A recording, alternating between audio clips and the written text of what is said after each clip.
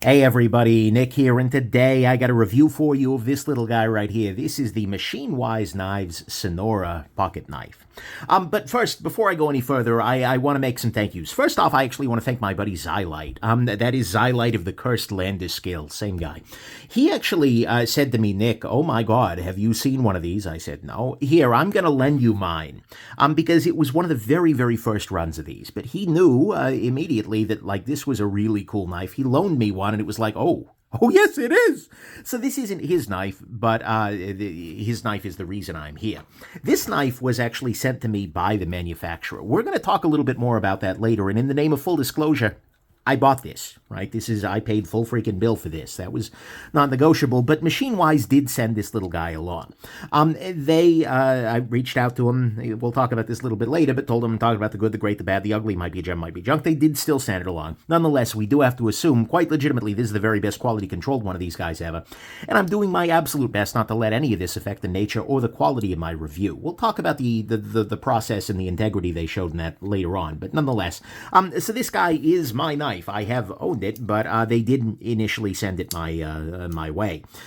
So there you go. Second thing I want to put out of the way is that this is an expensive knife. We are looking at, depending on the configuration, someplace between $700 and $800 to buy one of these guys. Right? Then you're going to notice, Nick, this is a full good, great, bad, and the ugly review. Well, yeah, actually it is. This is the first time in a long time, maybe 6 months or so, that I have felt so strongly about a pocket knife that I decided I was going to take the time to do the full, long, right process, the full disassembly. This earned the full good, great, bad, and the ugly. And so it's going to look a lot like my old videos. I wish I had the time and energy to do all of them this way, but this one earned it. So I'm putting that out there. And then finally, who the heck is MachineWise? Have you ever heard of these people? Well, I sure hadn't, but MachineWise is they're a company based out of Phoenix, Arizona, here in the U.S. About 7 hours due east of here. It looks to be about 6 people total work for them. And they started off in the balisong world, apparently, although I'd never heard of them, to be honest with you there. And now they have moved into other production knives. And so now we're going to jump ahead and talk about the good, the great, the bad, and the ugly of this very, very interesting little knife right here. Start with on the good side. The case of this guy is actually pretty wild, right? The way that this guy ships to you is as such. It comes in a case. What a shock. But it comes like this, where it fits into this, what looks to be like a TPU insert within this 3D printed case. And the case itself threads shut. And within this case, you have a variety of things. You have a sample of lubrication. Smells quite good, almost like birthday cakey, something along those lines. Lemon, honey, cream, something. But either way, so they give you some lubrication. They give you a T15 Torx bit from Weha, so they're not sparing expense there. So they give you a bit to take it apart. You get the "this was your bolster" thing. I don't fully understand entirely how that works, but I'm sure they can tell you. And you get the knife very, very securely held within this thing. And you can tell this is two materials, by the way. This feels like maybe a PLA or something like that, and this feels like a TPU sort of material. So this whole case is 3D printed, but the end result is quite strong. It also comes, by the way, on the inside with a little metallic card that has all the information about it. So it's got your model, it's got your number, date of birth, etc. By the way, down to the minute. Nice. They have the blade hardness, because they did some hardness testing. Description of it, the person who did the final QC check, which, by the way, I don't believe are the initials of either of the owners. So that says something right there. And yeah, so that's how this guy comes. Is it a big deal that it comes in a nice case like this? No. It is cool, honestly, as a 3D printing geek, that they did that. This appears to be a multi-material 3D print, and it's smart to have the orange bit. And this is, by the way, orange PLA rather than the TPU on the inside there. But it's smart. It makes sense to have that against the thing, so you don't have that much. Anyways, I digress. But it's a cool little case, right? It's a nice little thing, and although it doesn't fit nicely in some kinds of boxes, it's a cool thing. So no argument there. Next thing, this guy is a button lock. Button locks have become very, very hot in the knife community, primarily because recently in the last few years, that is, a lot of the overseas factories have figured out how to do them well. But this is a button button lock. And a button lock has a lot of nice advantages. It means that as you're closing the knife, your fingers are never in the blade path, which is beautiful. And as opposed to, for instance, on a frame lock, like this little guy right here, which is a pretty apt comparison. This is the Grimsmo Norseman here. When you close this guy, at a certain point, your thumb is in the blade path. Now, mind you, button locks have been around for a long time, right? This is not anything new or innovative, but it's a good one. One of the nice things that you're going to see here is that the button lock is recessed. There's a little area, this little inlay here, which is a different piece of titanium. If you watch my disassembly, it makes sense why. But you can see that the button is actually below this, and that means that even if something presses against the knife in your pocket, for instance, unless it is a long object like a finger, for instance, you're not going to accidentally close it or open it, frankly. Again, you can grab this guy, and A, the button is well positioned for a right-handed person, so you're not going to hit it. But B, it's actually, you have to purposefully get in there and do that. That's something that a lot of new makers get wrong when they produce a button lock, and it's something that they got right. And so I appreciate that very much. Next thing, this guy has a blade that is great. This is a MagnaCut steel, and MagnaCut is an absolutely good-to-go sort of steel. Apparently the new ones are being done in 20 CV, which is in some ways actually a better steel when it's heat treated well. But one of the things that was actually very impressive to me is not only are they giving an individual hardness value for it, but if you watch the disassembly, you can see where they did the hardness pokes, right? They actually tested this blade, and apparently it came out to 64 Rockwell, which is not trivial. Right? To do that right requires good heat treatment. And this cuts like it, well, okay. Not like I can judge 64 versus 63 or anything, but in my time of carrying this, there's been no approximation of dulling. I would believe that this was, and it seems to sharpen and strop like 64 Rockwell hardness, right? It's pretty impressive. It also has a super thin edge down at the bottom here. If we take a look there, it goes very super thin. A little bit thick up at the top here, but that's because of the way that they've done the sharpening here. Well, more the grind, right? It's a consistent, pretty flat grind on this way. But it came very sharp as well. I'm pretty impressed with the blade, generally speaking. Clip on this guy is good to go. It absolutely works. It is good. It is ergonomic. It is nice and flat here. Has nice ramp. It has all kinds of good features. I really can't object in any meaningful way to this clip. It is absolutely solid. Good to go. As a super subtle lanyard hole. It does have a lanyard hole, but you can't see it, right? This little part right here, you can see they've cut away the titanium. They've milled it away just a little bit and made out this little pocket here. And so you could thread a lanyard through here and out here, and you've got a lanyard. But if you're looking at it, no lanyard hole. And so that is the very best thing that a lanyard hole can be, which is not really visible to anybody who's not using a lanyard. So I like that very much. You also get some nice customization options, right? And it depends, I gather, on how they're going to do this, but you know, I got to choose, for instance, the coloration of this little guy right here, the coloration of the clip, etc. You get to choose among different milling patterns. For instance, this is the diamond milling pattern there. And you will see that there is also a herringbone sort of milling pattern. We're going to talk about the fact that there are two of them on the table right now. We'll talk about that in a moment. But you can make some choices as to the nature and colors of anodizations, things like that. And so I do like that very much, right? Any kind of a buyer's choice, well, that adds some joy to it, right? Next thing, I got to say, the machining on this is great. I am a person who appreciates good machining, and this is good machining. Because not only do we have a variety of textures on here, but this whole thing is contoured, right? It's very tempting to look at this and go like, oh yeah, it's a flat piece of titanium, but it isn't, right? All of these surfaces are subtly contoured, right? All of this diamond pattern is contoured. All of the places where you switch from one texture to another have this little carve out in between them, which makes it look really, really clean. Backside of this is very, very clean, with edges that are certainly crisp, but are broken. Meaning that, you know, you're not going to feel them hurting. There are no snags. There are no places where your finger can drag across this, except the open blade. That can certainly snag things. But there are no places where you can cut yourself where there's anything that feels even remotely sharp. Every edge is chamfered. The inside edges of these holes have individual chamfers on them. This person, whoever did this machining, and whoever did this design, did amazing work here.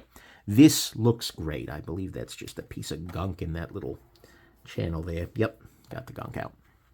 But whoever did the machining and whoever did the programming, the design of this, did good. They did really, really good work. I am a big, big fan of the quality of the machining of this. It is, in some ways, it reads like a machining poem, right? There are the beautiful chamfers on the front of it here. Whoever did this spent a lot of time obsessively working on the details of this.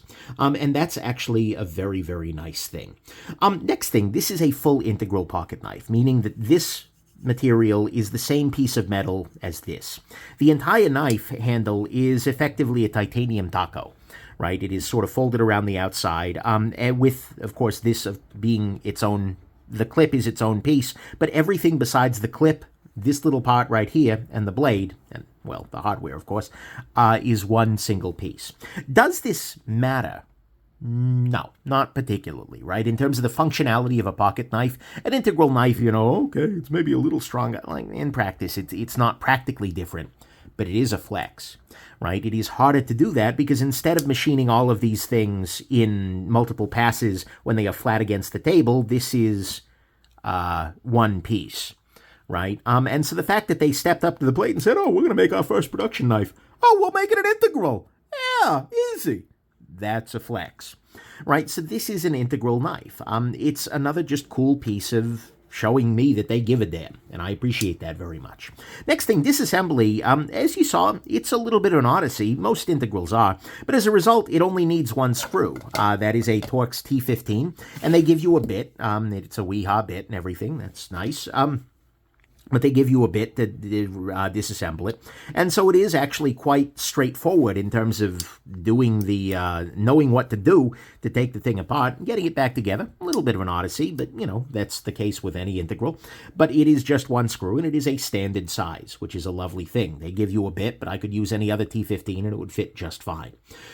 Next thing I gotta say, and this is a little bit less about the knife specifically, but I've now handled 3 of these. I first handled one from Xylite. It was a very early version, and it was great. It was a really incredible tool, right? And then, we'll talk about this in a moment, but once I got, once it was my turn, they sent me this guy, and they'd said, we've made some changes to this guy. I'd like to get your opinion on it. Basically, is like this can be your knife, but we want your opinion on it. And so, seeing the move from the one that I had from Xylite to this guy, there were improvements. They made some serious improvements to the machining. They cleaned things up. They made things a little bit better. This is number 230. Then I gave them some feedback, and specifically the feedback I gave them is that on this guy, the detent was a little weaker than I'd like to see, right? It's a fine knife. The detent works fine, but for the kinds of high-end things they're doing, basically I said, you guys can do better. I believe in you. This detent can be stronger. And so they said, okay, great. In that case, we're going to send you another one later on that's fixed that. And, they've been, apparently, it seems like they've been kept up at night working on the detent for a little while. So they ended up improving that. But the other thing that's worth noting is that there were a number of other things that changed between these two things. So this is number 420, which, and this is number 230 here. In the intervening time, the machining got better. Not only did they change the pattern here, which is a little bit nicer, but one thing I want you to kind of look at here is look in the area here, this plunge grind, right? Look on number 230 here. You're going to see there's a little bit of, like chatter almost. It looks like you can see the individual milling passes a lot more strongly. It feels a little bit more stepped. It doesn't, frankly, match the luster of the rest of the knife. Whereas on this guy, they smooth that out. It looks now, basically, you can't see any of the milling lines anymore. It looks like a completely smooth surface. So they spent some time doing that. They also changed the spine. The spine on the original one was lightly crowned. They've rounded it over. And although I will admit, I do like a crowned spine generally, they put it to me. I said, yeah, hey, why'd you shift that over? They said it made it easier for them to keep the bevel grind consistent, and it was hiding some asymmetries in quality control. They kept finding things that were not showing up readily because of that crowned spine. And so although it was a little sad to lose the crowned spine, considering it's allowing them to make the knife better, you know what? Okay, I can deal with that, right? They also are now anodizing the clips, which is nice. They changed the nature of the pivot. The pivot used to be this little guy right here, which doesn't have the same, basically doesn't have the same anti-rotation protections, whereas this guy is a little bit more intricate, right? It's got that area. I haven't taken this guy apart, so I'm not sure how this is prevented from spinning on this side. But this is a much more secure and frankly a much cooler looking pivot with a better luster, I think. They've polished this a little bit better. Overall, it's a very subtle set of changes, but the fact that they could take a knife that was honestly pretty damn close to perfect and make it better, just as an aside while they were fixing the detent, that impresses me, right? I love seeing iterative improvement, right? One of the very best things that a maker of anything can do is constantly want their product to improve, right? And they did that. And it's very clear even on their website. For their repair policy, they talk about the fact that they may reserve the right to upgrade things as they've, improved their machining processes. That's a really high integrity sort of move. Like, we want the very best stuff to be out there. And so we're just going to keep making those changes. We're going to keep making those upgrades. And so I would venture to say that everybody has gotten a slightly better version of this than the last one, right? I don't know exactly where there were moments where they pushed over to the next, but either way, this is better. I'm sorry, the newest one is better than the one before it, and the one before it is better than the one I had originally. I like seeing that. That's a good trajectory, and especially when you're starting off with something that's pretty incredible. Finally, this is not about the knife at all, but it is about the MachineWise people. When I first got that one from Xylite, I handled it and went, oh, this is good. This is real good. Even based on that initial version of it, I was very, very impressed. It was like, wow, this initial knife could be a knife of the year. This could be an incredible, incredible piece. And so, very often in the past, I've had this situation where a very small maker gets a positive review from me and ends up drowning in orders for a little while.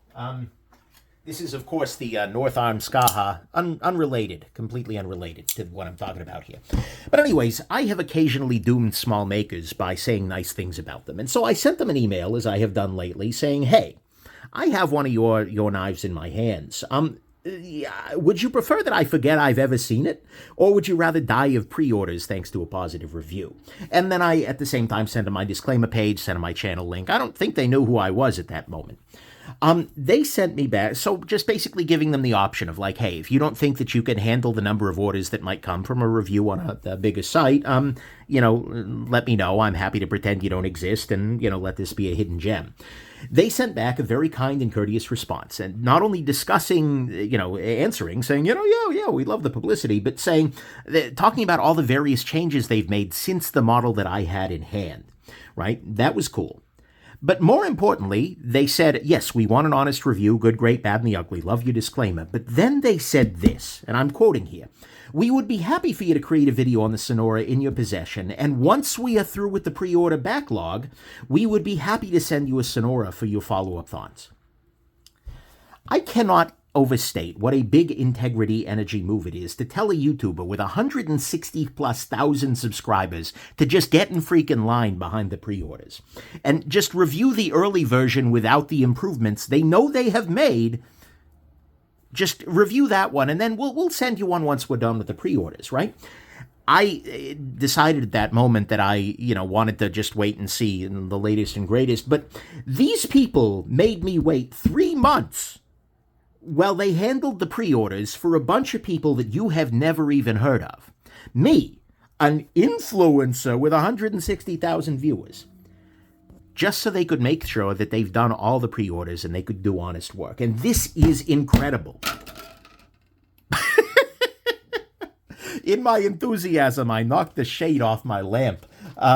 This is amazing, right? I cannot overstate how much this is an integrity move. They value every customer over their influences, right? I understand 100% why makers would want to offer like a first look to a prominent person before orders are placed. And it makes sense to put a reviewer on the list, so to speak.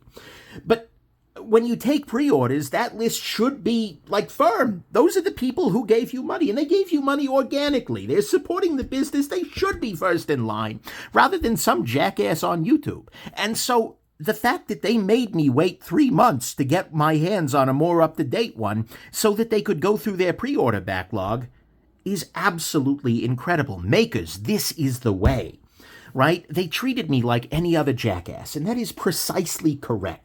And that is the kind of thing I want to see in the world. And so this is not about the knife, but it is about the people. The fact that in the world of influencer marketing, they put their customers who already existed first. And I love that. I respect that. And it's one of those things that made me go from not just like this is an amazing knife, but these are amazing people making this knife. And I really appreciate that. And so to me, all of that is the good. This high integrity move of making me wait in favor of working with the customers who already exist, lovely.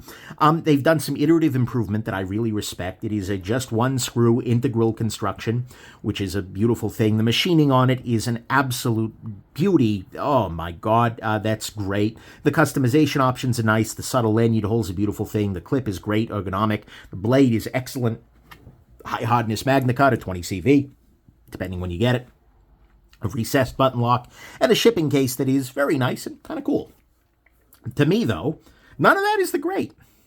The great on this is the action. This is the second smoothest knife I have ever handled. Right. The only smoother knife I've handled than this that I can recall is a custom knife by Mitchell Clark. Right, a gun stock little custom guy. Actually, here, I'll just pull it out. This is a, handmade one-off custom sort of knife, and it has a slightly smoother action than this guy. That knife is also twice the price and also made by one dude in South Africa. This is an absolutely wild action, and in this model, the detent is dialed in. It is pretty much perfect. Could be a little bit harder if they want it to be. That would be fine, but this is a perfect detent. The pivot using bushings or a bushing is beautiful. Very, very well done. The fact that it is a button lock means that there is really nothing touching the blade, which means that there is next to no friction. And that's an advantage it has over, say, the frame lock, like the Norseman here, which is also an incredibly smooth action, although I would venture to say that this guy is a smoother action. Right? It is so smooth that up until the moment of my disassembly, I would have bet you money that they were using some variety of ball bearing. But this is just running on washers with that bushing and everything. And I'd never seen a bushing with ball bearings, but I figured, wow, they must be doing something new and different for this to be that smooth. But they weren't. They were just doing what is old and boring incredibly well. But this is impressive, even at the level of knives that I enjoy, right? Not to be a dick about it, but I've handled a lot of the really best knives on earth, and this is keeping pace, right? This is an action that is at the level at which, sure, I can say maybe this is marginally better, but it's not meaningful, that difference anymore. This is among the best knife actions I've ever handled, and in fact it beats, I think pretty handily, some actions that for a long time I considered to be unrivaled. This is one of the nicest actions I've ever handled on a pocket knife. This doesn't matter that much for everyday life. I'm going to be real with you here, but oh boy, it's beautiful. It's a lovely, lovely thing. And it shows me, more importantly, that these folks are just trying incredibly hard, right? You don't create an action like that without a lot of effort here. And as a result, of all of that effort, not just the machining and whatnot, they've created, an incredible piece that can stand with the best of the best. If I handled this at a show, there's a good chance that this could be one of the best knives at that show. So to me, that's what's great, is the action is just wildly good. On the bad side, first off, the price, of course, is high, right? It is not a great thing that you have to pay $700 to get one of these. It is made in the USA by like 6 people. The quality is off the charts. It is pretty expertly machined. It is an integral, which is often, you can pay, $600 for a CKF integral or a Rayard integral. and, nobody bats an eye at that, but, $700 made in the States, you know what? I can't really get too bent out of shape, right? It's not the most flashy thing. It's not the most, you can certainly get cheaper knives that work just as well for cutting things, but, like, I gotta say, the price is high. I wish it could be lower, but it's not out of line. This is worth $700. This is probably worth more. Do not raise the price. That's not a request, MachineWise. But, like, this is, yeah, it's high. That's bad, but I'm okay with it.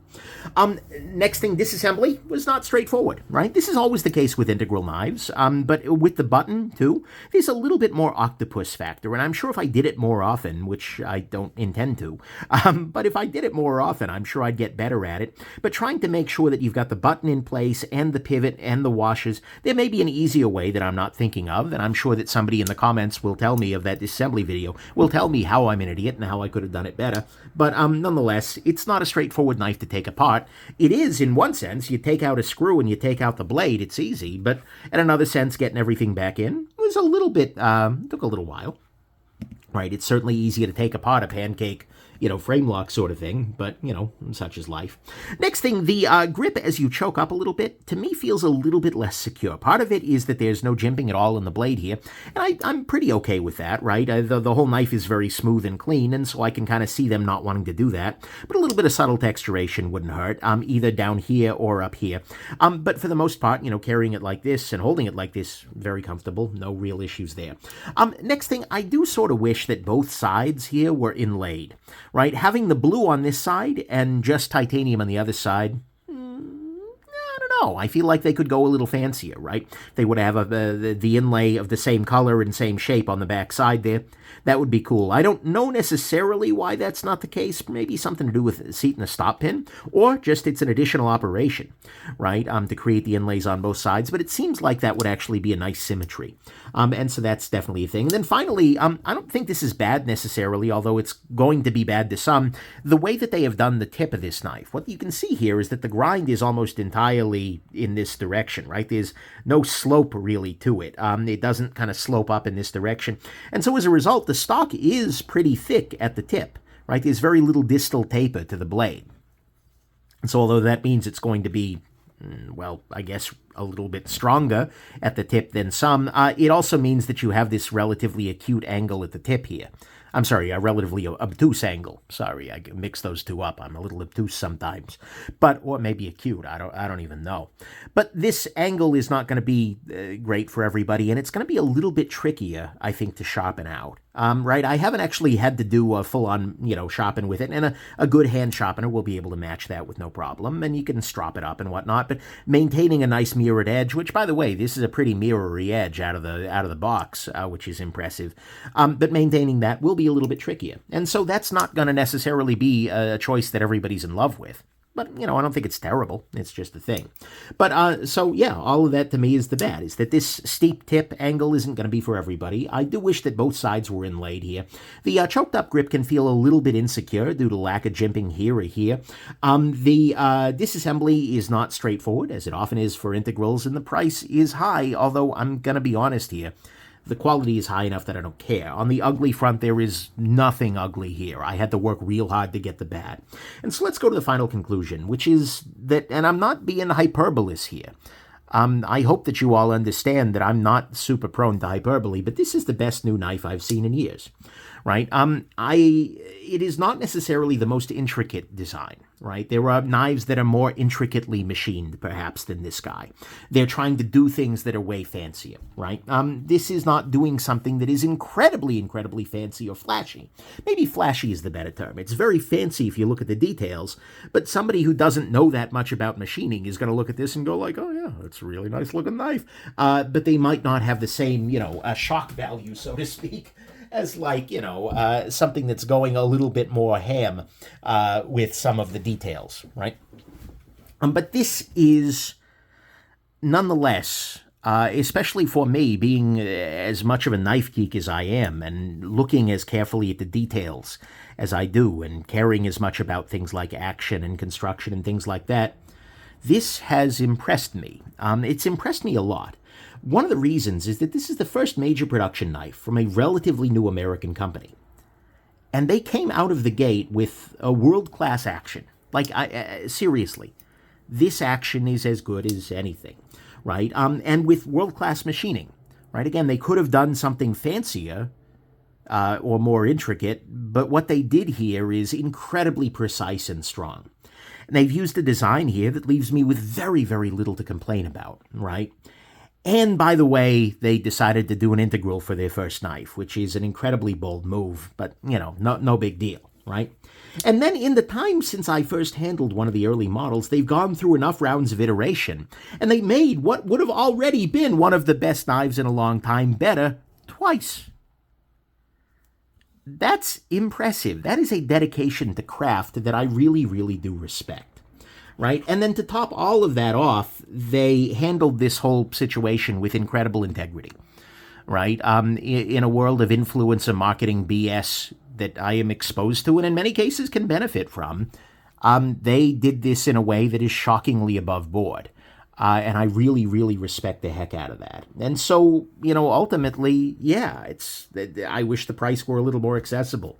Integrals are tricky to disassemble. The ergos could be a little bit easier with a little bit of and I'd like symmetrical inlays and a little polarizing tip. But honestly, between the presentation box, the lock up the blade, the handle, the machining, the integral, the improvements, the integrity, and to top it all off, that action, this is a gem. But not only is it a gem, this is one of the best knives I've handled in the last few years, right? This is one of the most impressive pieces that's come across my table in a long time. And in some ways, it has felt, this is melodramatic, but it's felt rejuvenating. Right? For a long time, we've been seeing a lot of really, really good knives, but so many that they are sort of blending together, right? There's a level of common perfection now, and that's kind of a lovely state for the market to be in. That means that everything's good, but nothing's special.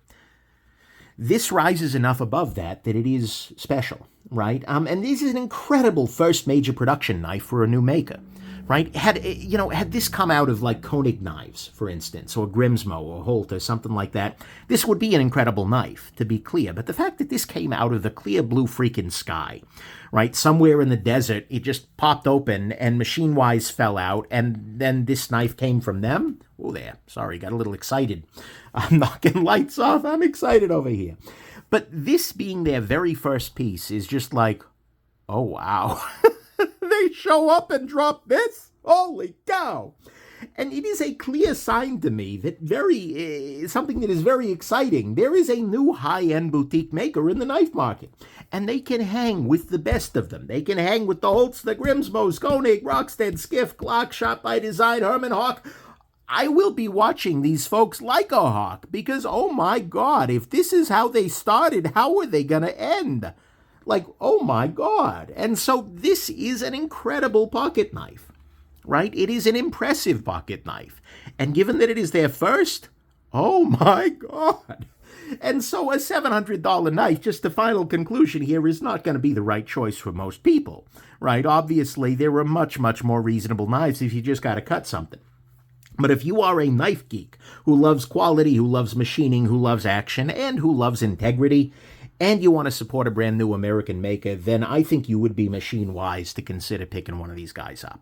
Seriously, MachineWise, good job. You did good stuff here. Keep it up. Please keep this standard and you will go very, very, very far. Hope this has been interesting to you and that you have yourselves just an absolutely wonderful rest of your day. Bye now.